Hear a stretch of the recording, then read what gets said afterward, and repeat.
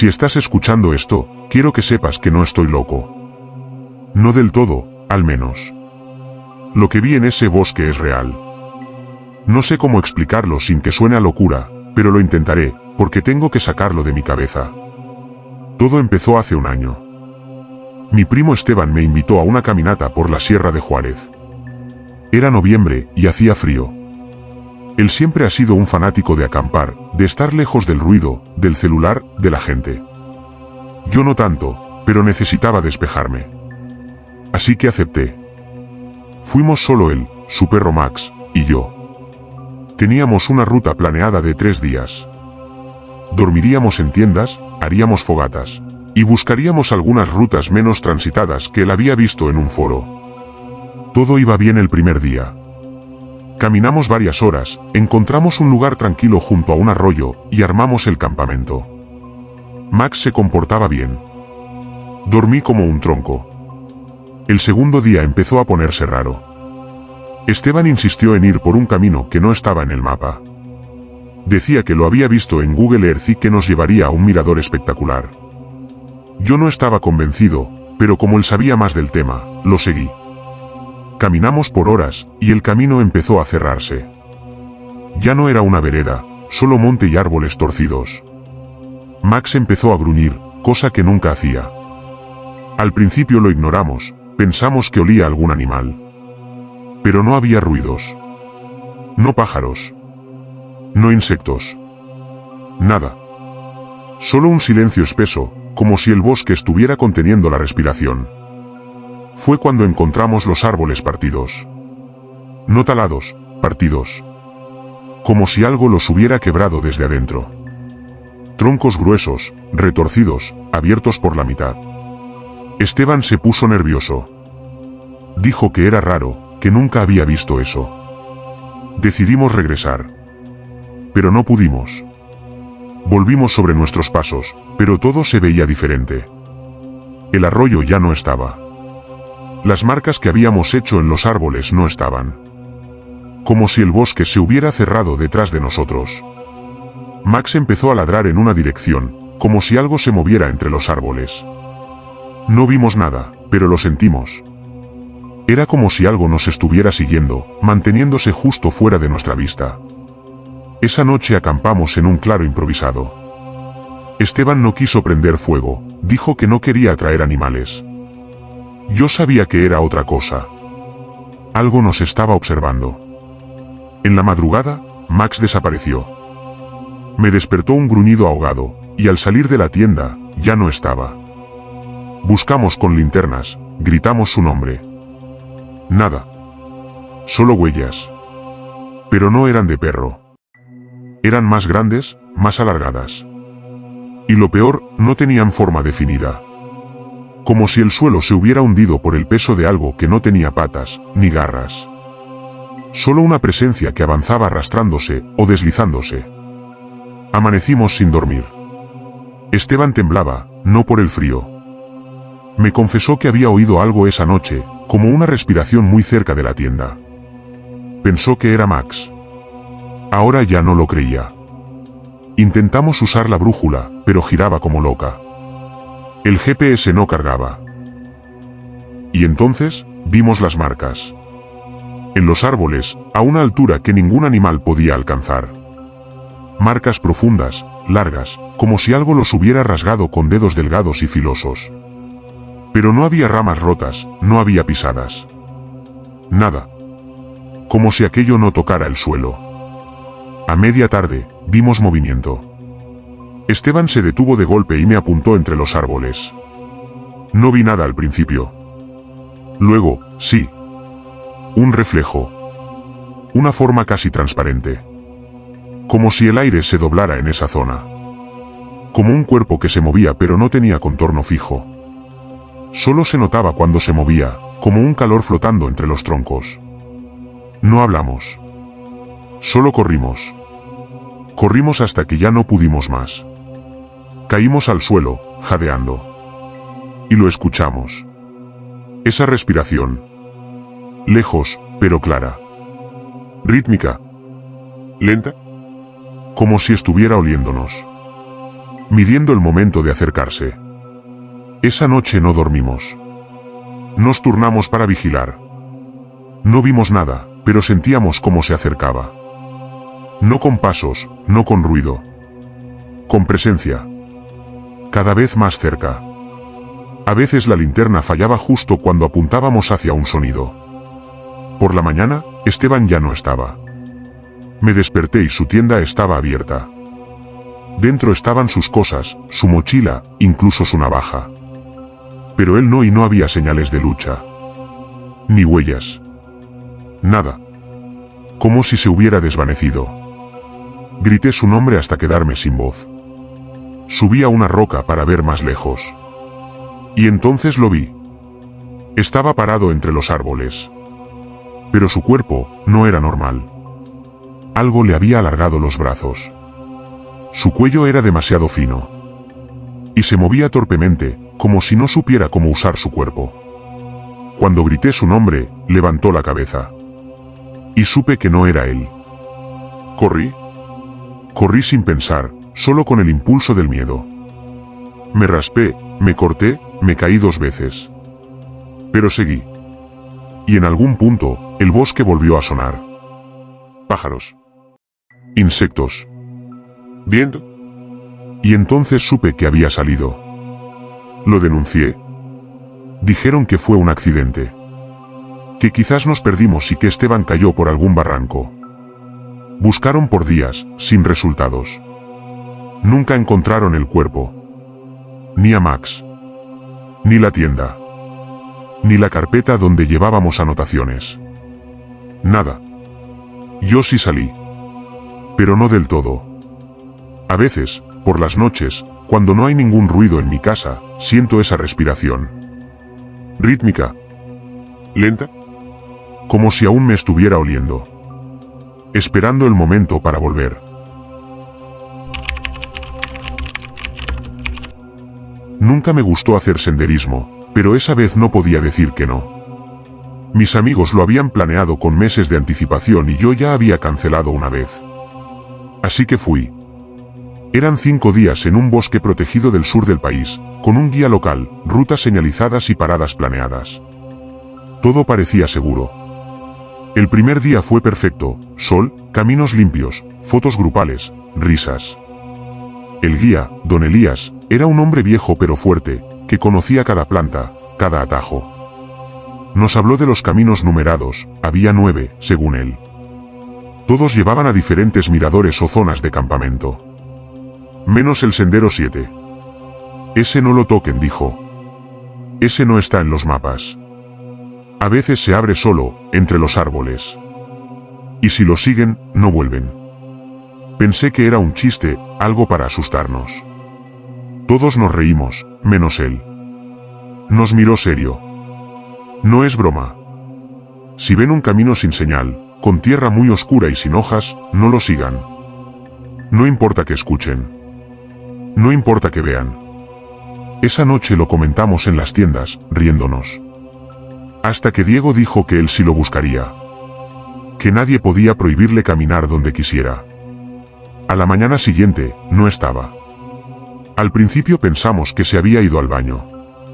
Pero pasó 1 hora. Luego 2. Nadie lo había visto. Ni don Elías. Buscamos por todos lados.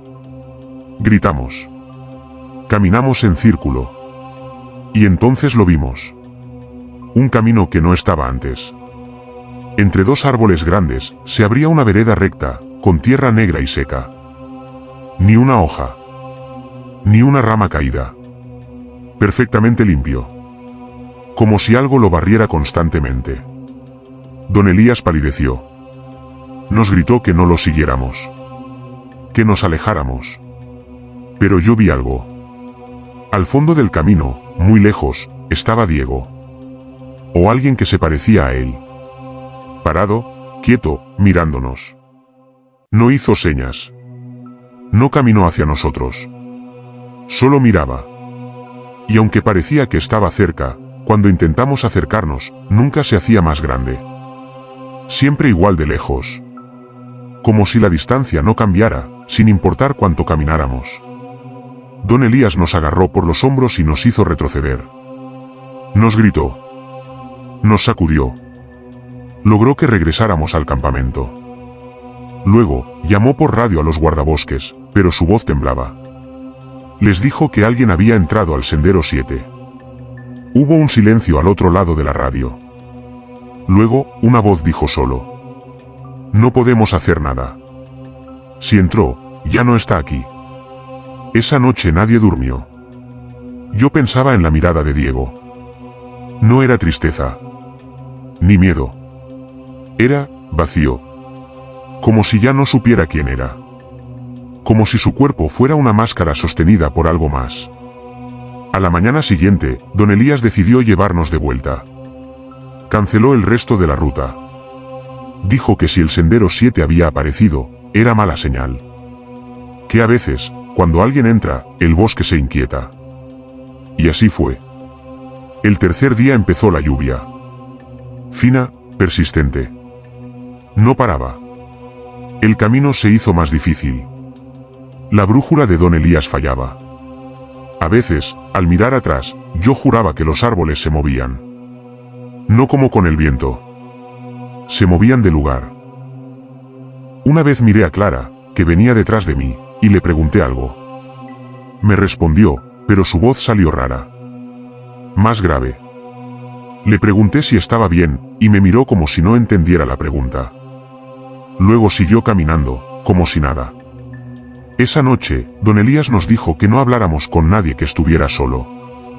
Que si alguno de nosotros se alejaba y volvía, no lo escucháramos. Si lo hace una vez, puede volver.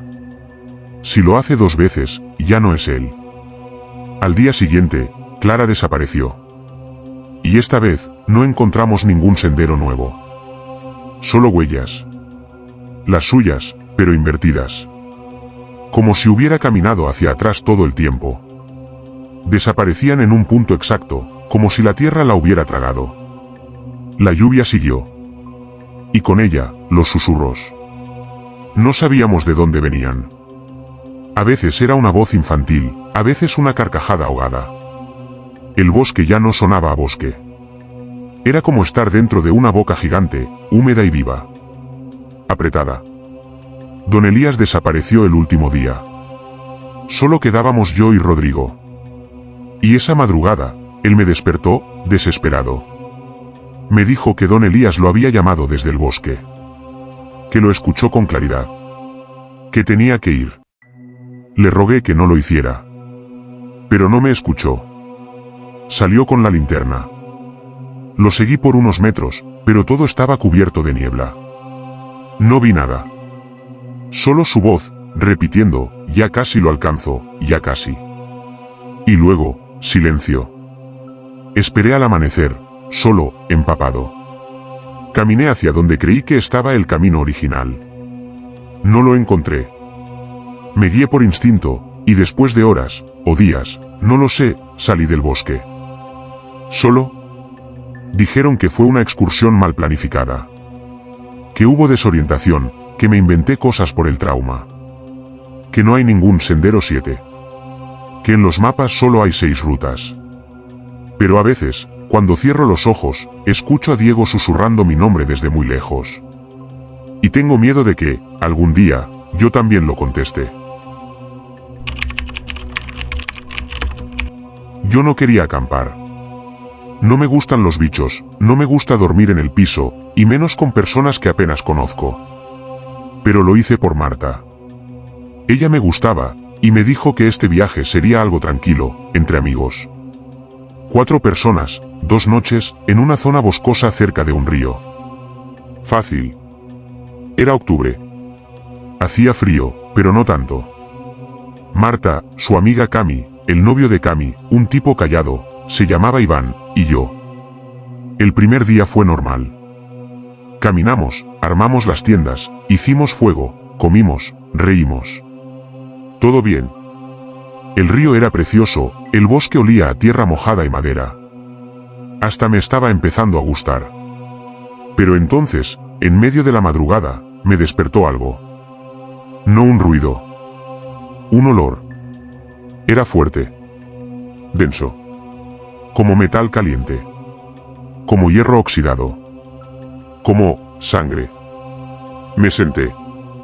Miré a mi alrededor.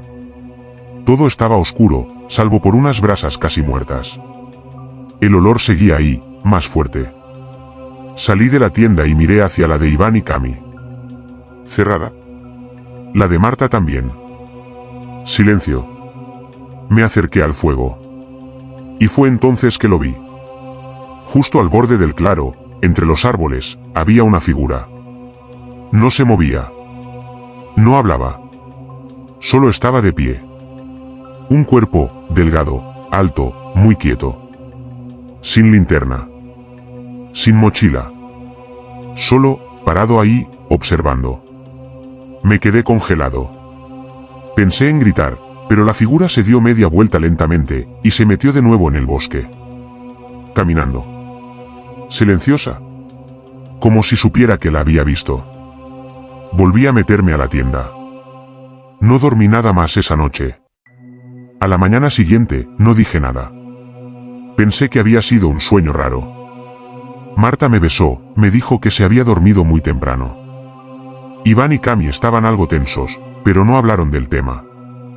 El segundo día caminamos por un sendero más estrecho, río arriba. Pasamos por una zona donde los árboles crecían más juntos, y el aire se volvía más húmedo. En un momento, Cami gritó. Fuimos corriendo. Estaba parada junto a un árbol enorme, señalando al tronco. Alguien había tallado algo. Un dibujo. Crudo. Deforme. Parecía un cuerpo sin rostro, con brazos largos, y lo que parecía una boca llena de dientes, abierta en un grito. Abajo, talladas con torpeza, estaban las palabras. Me sigue oliendo. Iván dijo que era una broma. Que seguro alguien lo había hecho para asustar a excursionistas. Pero Cami insistía en volver al campamento. Marta también empezó a sentirse incómoda. Decidimos volver. Esa noche, no hicimos fuego. El silencio se sentía espeso. Como si el bosque mismo escuchara. Cada crujido nos hacía mirar hacia los árboles. Marta me pidió dormir abrazados. Y entonces volvió el olor. Más fuerte. No venía del bosque. Venía de cerca. Muy cerca. Abrí la tienda y me encontré con los ojos de Iván. También estaba despierto, asomado desde la suya. Me hizo una seña para que escuchara. Pasos. Lentos. Mojados. Algo caminaba alrededor del campamento. No era un animal. No sonaba como uno. Era más humano. Pero irregular. Como si arrastrara una pierna. Iván me miró. Hizo un gesto con el dedo sobre los labios. Silencio. Y entonces, un golpe. Fuerte. Contra su tienda. Cami gritó. Marta se levantó sobresaltada. Yo salí con la linterna, temblando, y la encendí justo a tiempo para ver algo moverse entre los árboles. Otra vez, esa figura. Pero esta vez, tenía algo en la mano. Un trozo de carne. No puedo explicarlo mejor. Roja. Húmeda. Goteando. Corrimos. Sin mochilas. Sin carpas. Solo con las linternas. Nos metimos al bosque, directo, sin mirar atrás. Escuchábamos los pasos siguiéndonos, pero nunca lo veíamos del todo. Solo sombras. Olor a hierro. Respiraciones cortas. Cami cayó. Marta la ayudó.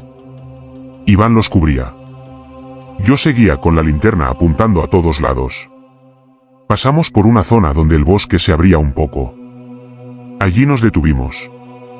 No escuchábamos pasos. Nada. Y entonces, entre los árboles, vimos una figura más baja. Distinta. Un niño. Estaba de espaldas. Temblando. Cubierto de lodo. Nos acercamos lentamente. Iván le habló. No respondió. Marta también. Y entonces, el niño se giró. No tenía cara. Solo piel lisa, como plastilina extendida. No tenía ojos. Ni boca. Pero nos miró. Lo sentimos. Y luego cayó al piso, como si no tuviera huesos. Se deshizo. Cami vomitó. Marta gritó. Y los pasos volvieron. Corrimos como nunca. Finalmente, vimos luces. Guardabosques. Nos encontraron, sucios, heridos, casi en shock. No creyeron mucho nuestra historia, pero encontraron el campamento vacío. Ni rastro de la tienda de Iván. Ni la carne. Ni el dibujo. Solo un olor muy fuerte en el aire. El olor a hierro. Marta y yo ya no hablamos de eso. Cami dejó la ciudad. Iván no volvió. Dijeron que se perdió. Que seguramente cayó al río. Pero yo sé que no. Porque anoche, al sacar la basura, vi una figura alta al otro lado de la calle. ¿Qué? Mirándome. Y el viento me trajo ese olor. El mismo. El maldito olor a hierro.